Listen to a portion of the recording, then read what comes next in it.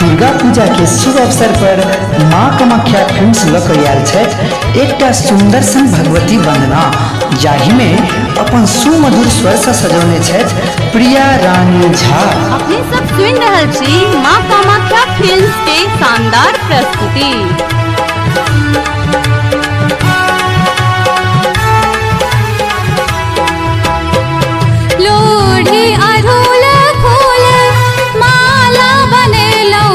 जगदम्बे मैया लोढ़ी अड़हुल फूल माला बनेलौ हे जगदम्बे मैया, किया त लगेलौ एती देर हे जगदम्बे मैया, किया त लगेलौ एती देर हे जगदम्बे मैया।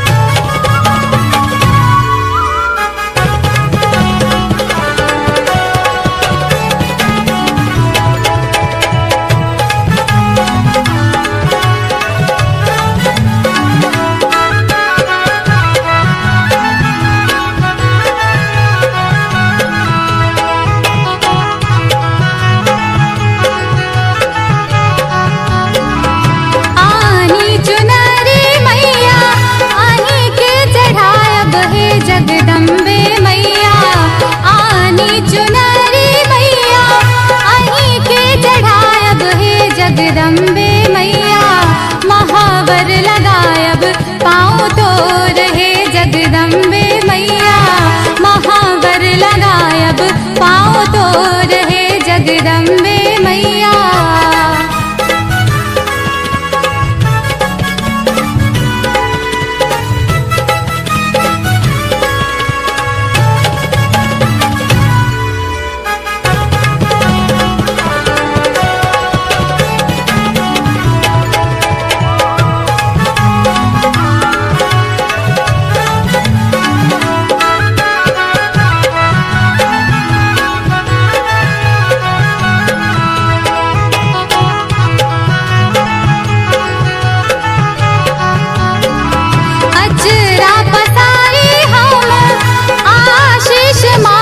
हे जगदम्बे मैया अचरा पसारी हम आशीष मांगब हे जगदम्बे मैया, किया त लगेलौ एती देर हे जगदम्बे मैया, किया त लगेलौ एती देर हे जगदम्बे मैया।